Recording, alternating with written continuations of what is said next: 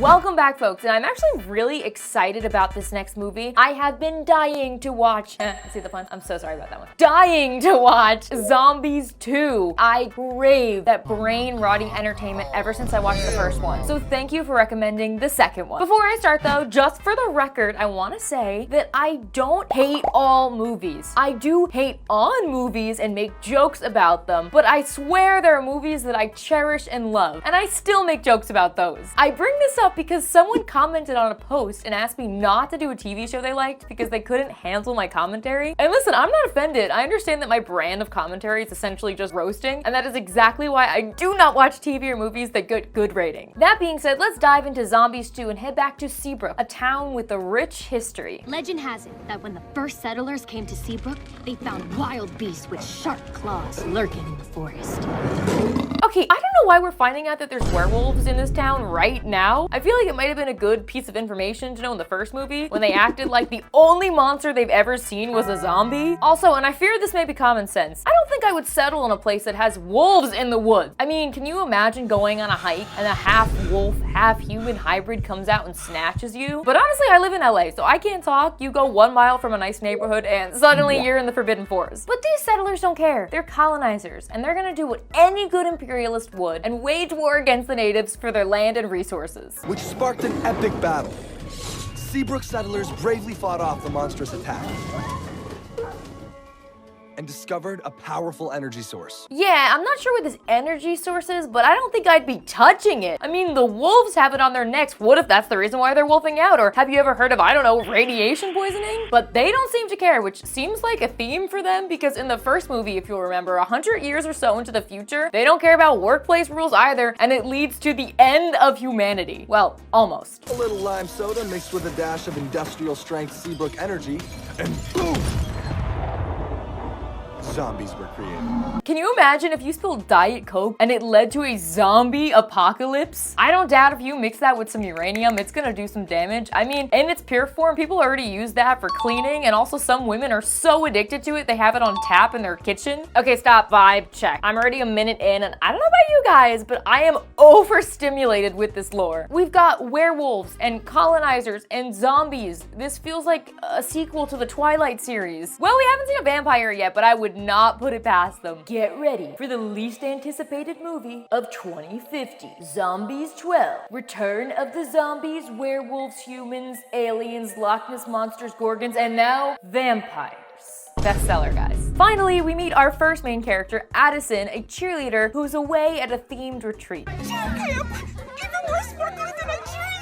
Was the theme Horror Nights? Did you guys see that shrimp? Animal rights campaign should get that on a poster, and I would never eat shrimp again. That shrimp looks like he had a Red Bull laced with whatever energy JoJo Siwa exudes when she's on a red carpet, or maybe he's just from Florida. Moving on from the shrimp, if I can even do that, it is the kind of image that lingers with you. I'm trying not to look at it. Well, I try not to do that. Let me introduce you Zed, our other main character, who is a zombie, who's very excited about a certain upcoming rite of passage. And now we can even go to prom. Prawn is like supersized prom, but mighty shrimp themed. And this is the first year zombies can attend.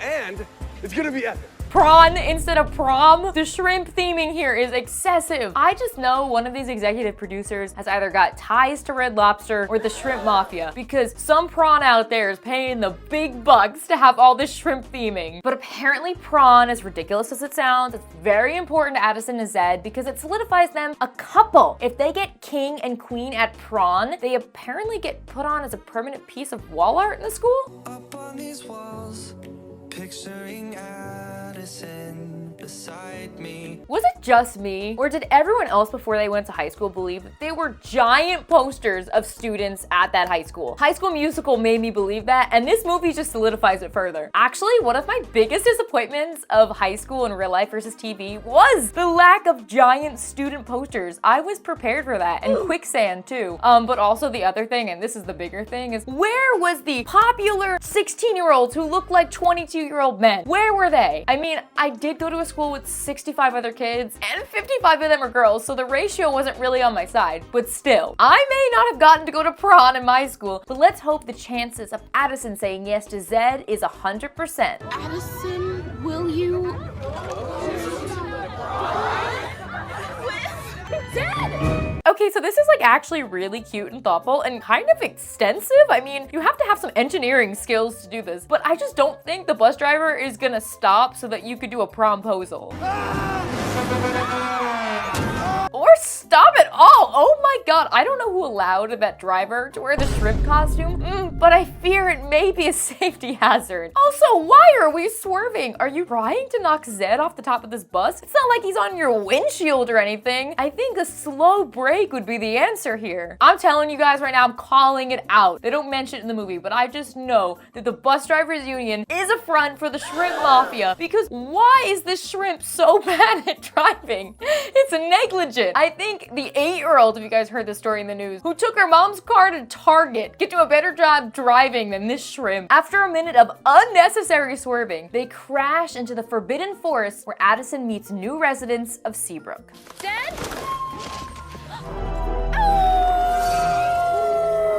Okay, weird. They're like a wolf hybrid. They've got human and wolf features. Kind of reminds me of Claudine from Monster High, or like me before 10 a.m. Not quite a human, but I look like a monster. But before Addison can scream, she encounters perhaps the most frightening creature in the forest, her boyfriend Zed. Oh, Zed!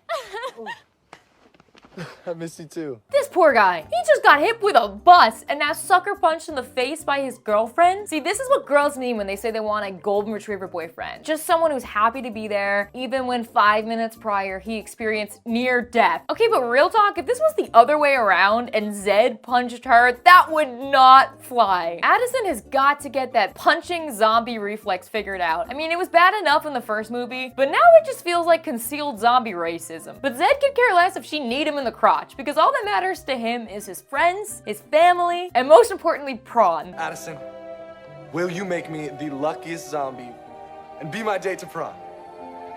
No. Great. No? Addison's usually rude, so I'm not surprised by this response, but she actually does have a valid reason for saying no this time. 5 minutes prior, her mom, the mayor, reinstated monster laws, which means that everyone has to be at home by 7 p.m. and the monsters can't mingle with the humans, and she did this to protect everyone from the werewolves. So it looks like there's not gonna be a prawn, which is devastating to Zed because it is the only thing he cares about. But enough about Zed and the prawn, because there's someone in this movie who actually has a real conflict, and it's the werewolves. Right now, they're slowly dying because their source of power is dwindling. We have to find the Great Alpha. She's real, and she's going to lead us to the Moonstone. If I had a nickel for every time they said Great Alpha in this movie, I could pay off my student loans. It's very clear that someone on this writing team was scrolling through Furry Talk. Guys, I don't know if it's me or the fact that the wolves just made this exact assumption, but I think the Great Alpha looks like someone we already know. A certain girl who has a history of abusing her zombie boyfriend. With this in mind, the pack sets out to infiltrate Seabrook High and make contact with Addison. I'm sorry, the Great Alpha. Together we do whatever it takes. We're in this pack for life. Get me my ears and my tail right now, because I need to be on all fours and I need to be bumping this bop. I love this song, and I'm not even being sarcastic. Like, this is a great song. I'm not being ironic. I absolutely love it. This is just the best zombie song, no argument. I usually don't feel like howling, but this makes me feel differently. And then after the song, when the werewolves say things like this, The Great Alpha's near. Focus. Remember, we're fierce. We're savage. We're werewolves. I feel differently again. Yeah, suddenly the werewolf lifestyle isn't for me. I'm sorry, Jacob. While the werewolves close in on the school, Zed is working hard on his plan to go to Prom. My name is Zed, and I am running for president. As the first ever zombie president, I will allow zombies to go to the prom. I will take Addison as my date. Dude, this whole campaign feels so shallow. Can you imagine in real life if a presidential candidate ran on the campaign, vote for me so I can go to prom with my girlfriend? You know what? With the current state of politics, that might actually work for me. I mean, it's kind of adorable. All right, you know what? I forgive Zed. I kind of see the vision here. Who cares about allocation of school funds or ending bullying? We can do that next year after prom. If there even is one with the werewolves trying to steal Addison, but fortunately they realize that kidnapping in broad daylight might not be the best course of action here. We werewolves so admire your town, and we just came here to join your school. What? They can't join our school. Technically, the Forbidden Forest is within the school district. So welcome to Seabrook. Oh, so now Addison's progressive. In the last movie, she punched Zed in the face when she met him and called him a stanky swamp rat and was like, oh, I'm sorry. My parents always said you were gross, but you're actually nice. And now she's flirting with the monsters when she meets them. I would be so pissed right now if I was Zed. And if he wasn't mad already about her welcoming them in without violence, he's about to be right now. No, they're into you, and you're into him. Them. What? Why are you acting like this? Do you know how hard it was for zombies? Now everything is just being handed to the werewolves. Zed, actually, thank you so much for standing up for yourself because you have a point. Even the humans can't join the cheer team that easily. So why do the werewolves get to? And my favorite thing about Addison is that when she responds to Zed, she doesn't even try to be even like a little bit understanding of Zed's perspective. That's not being accepted. That's being afraid to show who you really are. Says the girl who wore a wig her whole life. Because I always felt like an outsider. Okay, Addison, you can shut your face right now. If anyone has watched the last movie or my commentary on it, Addison always pulls out this I have natural platinum blonde hair oppression card, and it's tiresome, okay? It didn't work then, it doesn't work now. Boo-hoo! You have blue eyes and you're the beauty standard with blonde hair. Go cry about it. I don't feel like I belong anywhere, where. Just wanna understand, but every time I can't. And I don't know. Did we really need a song about Addison fitting in? Everyone loves her. Literally everyone. I cannot think of one person in this movie who is against her. Meanwhile, your boyfriend is singing this duet passing a sign that bans him going into a place of business because of his race. Not to weigh your issues here, because you know, this isn't the oppression Olympics, but I think one of you, I'm not gonna say which one, Addison, maybe shouldn't be singing about not fitting in. But soon we won't be able to hear from her at all because Addison gets taken to the wolf den. I believe you will lead us to the Moonstone. I believe you're the great alpha. I believe you're a werewolf. Yes, finally, she fits in somewhere. She could stop whining. You know, I wonder what she has to do to prove herself, right? As a wolf, maybe she's gotta like transform or like run fast. Now show me what you got if you're one of us.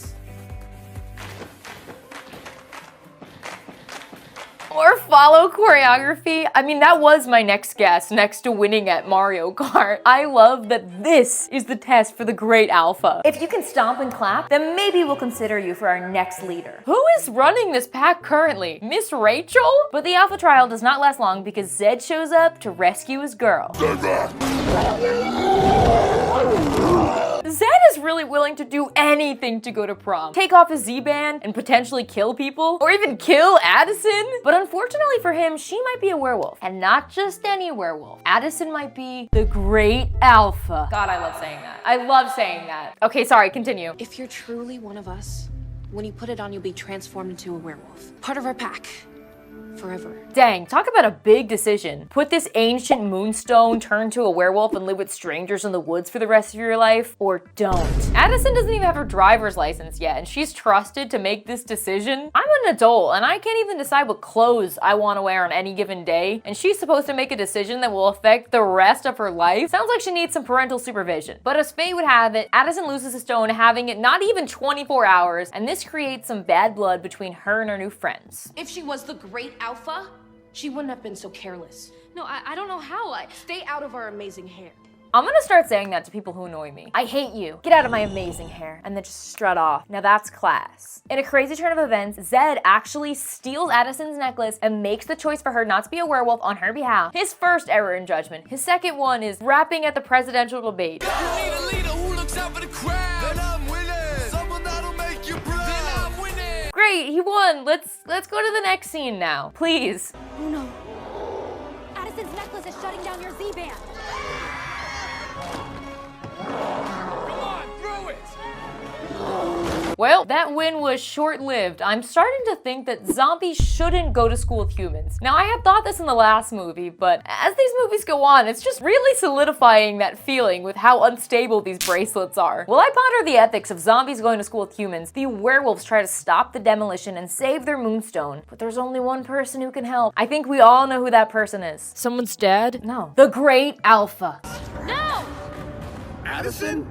The world has world's gone crazy and no one seems to listen. Gotta step in, no more maybes, and stop the demolition. My favorite part about these movies is that all conflict, and I mean literally everything, is just solved through song and dance. If only the real world could take a page from the book of zombies. Well, I mean minus the zombies part. And what a dance! Because Zed's dad, who's running the demolition committee, calls it off. He was like, those pops and locks were too good. I can't blow up a building after seeing that. But now there's only one issue left. Addison's missing moonstone. He found it!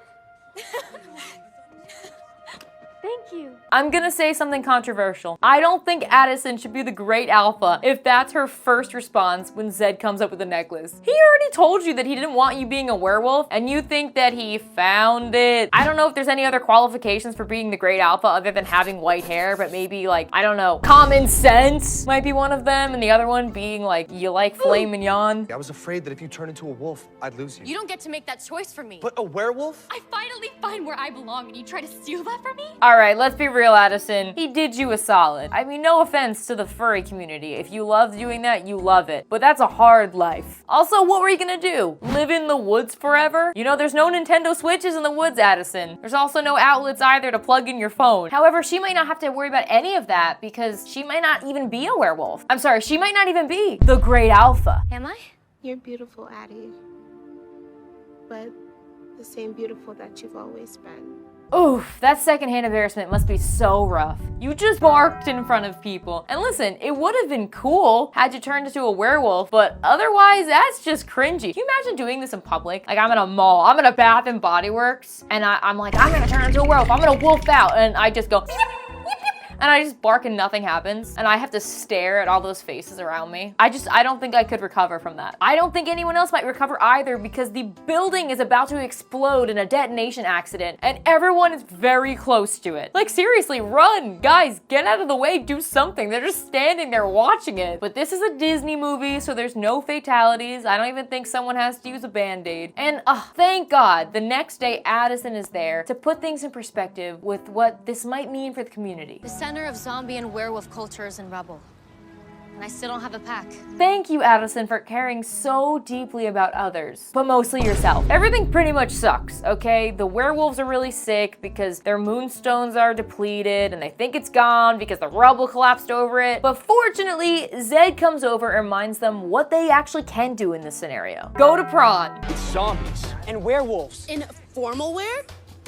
Okay, I've got some questions here. Number one, where is that formal wear coming from? All right, you're wolves. You own the night. I know you only own one thing of clothing. So where are these Vera Wang dresses coming from? Two, how is going to the prom gonna solve your vitality issue? You're dying. Three, how do you have enough energy to strut into prom? And finally, four, why in every single American teen movie is prom the most important part of the entire film? There's no other climaxes but prom. That being said, I'm really excited to see what happens next. I had no right to take your necklace to stop you from becoming a werewolf. I couldn't handle the fact that you might be a monster. Because I couldn't accept the fact that I am one. Okay, look at Zed. He's taking accountability for what he's done, and he's explaining to her why he did it, and it's so valid, and it's so sad. And knowing anything about Addison, I just know that her response is going to have the same empathy that Zed is leading with, because she's always thinking about other people. I thought everything would make sense if I was a werewolf. But I'm not. And I don't even know if I'm a cheerleader. Addison, I am sick and tired of your BS. I am done with it, okay? I don't know if I'm a werewolf. I don't know if I'm a cheerleader. I just don't know if I fit in. No one cares. I want to take this microphone off, throw it against the wall, and walk away right now because you are giving me nothing to feel sorry for you about. I care, but Zed doesn't, because after this, you guys, you sing a little song and dance, getting back together about a girl and a zombie. Meanwhile, someone's gonna die. How are these werewolves even alive right now? But they do find the moonstone, but here's the thing. Everyone has skipped arm day, and no one is strong enough to lift it. Well, there is one person, and it's not the great alpha. It's Zed in an enclosed space, taking off his Z-band and going into zombie mode. Is Zed going crazy really the best option? You're in an enclosed space with him, and this moonstone has a cage over it. Couldn't we all just leave and come back the next day with an excavator? Or even that night? Your Z-band, it's still broken. Zed, take it off. Lift the slab. He said you can do this. I'm not ready. What if I can't control it? Yeah, Zed makes a great point, because what if he can't? Because historically, he can't. This movie always chooses the worst possible solution. Okay, so there's a lot of people in here with powers. What if we all tried to move the slab together to get out? Or one person could go insane, potentially go on a rampage and kill us, or maybe they could, you know, get that rage together enough for like 2 minutes to let us go through with this moonstone. I'm aghast. I'm aghast. Come on, you can do this. Okay, this is Disney. I knew there wasn't gonna be a bloodbath, but still, it could have happened. Luckily, the werewolves get their moonstone, but more important than anything else in this movie, Zed gets his picture on the prom wall. We're getting our first zombie on the Prawn Wall of Fame. And once again, my brave soldier, you have made it to the end of another Disney Channel original movie musical. And with raps like this, Yeah, get sick, get ill. Lean back with the zombie tilt. Hey, with the zombie tilt. Yeah, with the zombie tilt. I mean, they're gonna put Kendrick Lamar out of business. Everyone lives happily ever after, Zed gets his picture, and we even get a little snippet of the next movie where there's gonna be aliens, I think. I feel like this is becoming a Ryan Murphy series. It's American Horror Story, but make it Kids Bop. Final thoughts, or for this movie, final prawns, because there just wasn't enough shrimp in this movie. Actually, I really like this movie. I thought it was better than the first one. I think I liked that more characters had subplots. There was a little piece of the pie for everyone. However, I feel like the need to go to prawn was too big of a conflict here. The last one dealt with zombie racism, and this one is just, I need to be prom king and queen. I mean, the conflict felt a little reductive compared to the first one, especially when there's werewolves in this movie that are dying because they need to get something, and that's kind of put on the back burner. But I also kind of love that. It made me laugh. Song-wise, I didn't think that the zombie or human songs were anything exciting to listen to, but the werewolf songs, I love that. Okay, that was a scary noise. I love the werewolf songs so much. So hype. Every single time, I'm not joking with you guys, I press stop on this video, I just started singing, I'm the alpha, I am the leader, I am the one to trust. We're in this pack for life. Oh! I don't care if I get called names for liking that song. Love that one. Zombies is just like this weird, wacky franchise. I really like it. I don't understand some of the elements to it, like why it's okay for Zed to take off his Z-band, even though that would mean that he would lose his humanity and kill people, and he's done it at least 3 times in the series, but I don't need to. Okay, they're zombies. Thank you ghouls for watching, and please like, subscribe, and tell me in the comments what I should watch next. Do not say Zombies 3, because you know I'm already watching that. All right, bye guys.